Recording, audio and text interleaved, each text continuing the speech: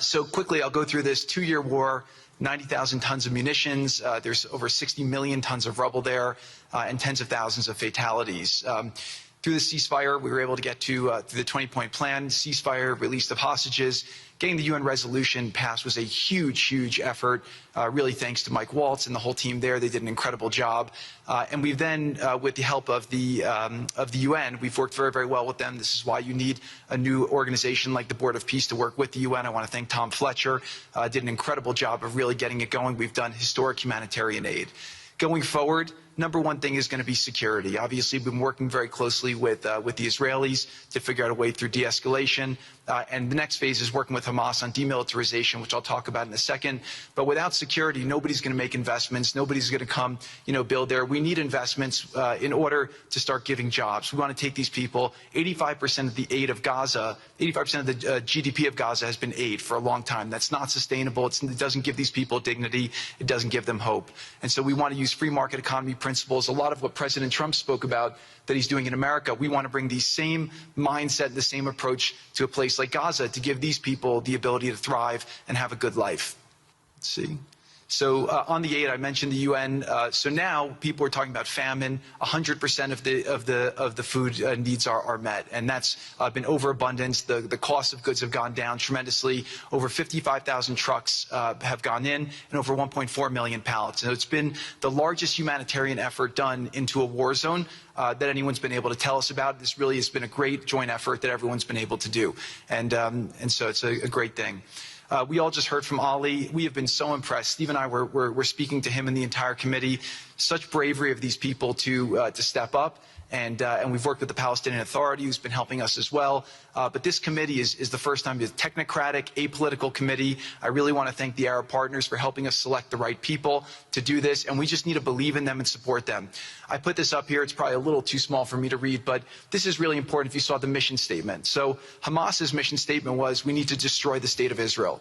That has not worked well for the people, as we've seen. Their mission statement is, we are committed to establishing security, restoring the essential services that form the bedrock of human dignity, such electricity, water, healthcare, and education, as well as cultivating a society rooted in peace, democracy, and justice, operating with the highest standards of integrity, transparency. So these are the basic things. Their goal is to have peace and to help their people, which is an obvious mission statement for a government, but actually fairly novel for Gaza. So we did a master plan. We brought in, I thank Yakir Gabay, who's one of the most successful real estate developers and brilliant people I know. He's volunteered to do this, not for profit, really because of his heart. He wants to do this. And we've developed ways to redevelop Gaza. Gaza, as President Trump's been saying, has amazing potential, and this is for the people of Gaza. We've developed it into zones. In the beginning, we were toying with the idea of saying, let's build a free zone, and then we have a Hamas zone. And then we said, you know what, let's just plan for catastrophic success. Hamas signed a deal to demilitarize. That is what we are going to enforce. People ask us what our plan B is. We do not have a plan B. We have a plan. We signed an agreement. We are all committed to making that agreement work. There's a master plan. We'll be doing it in phasing. In the Middle East, they build cities like this in 2-3 million people. They build this in 3 years. And so stuff like this is very doable if we make it happen. Rafa will start with. This will show a lot of workforce housing. We think this could be done in 2-3 years. We've already started removing the rubble and doing some of the demolition. And then New Gaza. It could be a hope. It could be a destination, have a lot of industry, and really be a place that the people there can thrive, have great employment. Once this starts going, we think there should be 100% full employment and opportunity for everybody there. And we have a lot of data on what can be, but we think that this really gives the Gazan people an opportunity to live their aspirations. But it all starts with security, and it all starts with governance. Final note I'll just say on the Board of Peace, which is that all the lessons we're doing is we're basically studying the best practices from all over the world, and we're watching who does education the best, who does healthcare delivery the best.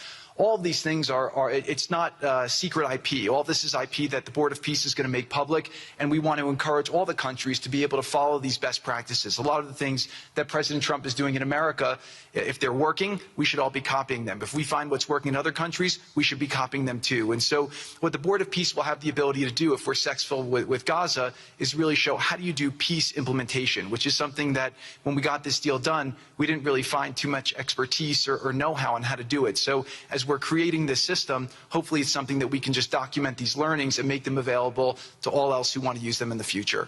So demilitarization, this is something we're starting now that we have a new government in Gaza. This government will be working with Hamas on the demilitarization to really take the principles that were agreed to in the document to the next phase, and hopefully that will be successful. Without that, we can't rebuild. So if Hamas does not demilitarize, that will be what holds back Gaza and the people of Gaza from achieving their aspiration, and that's very important.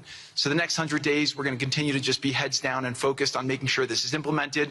We continue to be focused on humanitarian aid, humanitarian shelter, but then creating the conditions to move forward. So thank you. Final point I'll just make is this is really only possible because of the work of so many people and President Trump's great leadership. But a lot of you have been asking, how can we help? So the countries have all been incredibly generous. We'll be doing the first conference where we'll announce a lot of the contributions that will be made in a couple weeks in Washington. From the private sector, there'll be amazing investment opportunities. I know it's a little risky to be investing in a place like this, but we need you to come, take faith, invest in the people, try to be a part of it. And then finally, I'll just talk to people on the media and on the social media, which is this deal only happened because we worked with Israel, we worked with Turkey, we worked with Qatar, we worked with Saudi, we worked with Egypt. I mean, everyone worked together. We worked with UAE. We all worked together to make this happen. I see a lot of people trying to escalate, criticizing Israel or Israelis criticizing Turkey or Qatar. Just calm down for 30 days. I think that the war is over. Let's do our best to try working together. Our goal here is peace between Israel and the Palestinian people. Everyone wants to live peacefully. Everyone wants to live with dignity. Let's put our efforts towards promoting those who are doing the work to build this up, like Ali and his committee. Let's focus on the positive stories, and let's just calm down, turn a new chapter, and if we believe that peace is possible, then peace really can be possible. So we're going to continue to work every day. We need all of your help to do it. And again, I just really want to thank President Trump for his leadership in doing this. This would not have been possible without your commitment to this. Everyone thought it was impossible to end this war.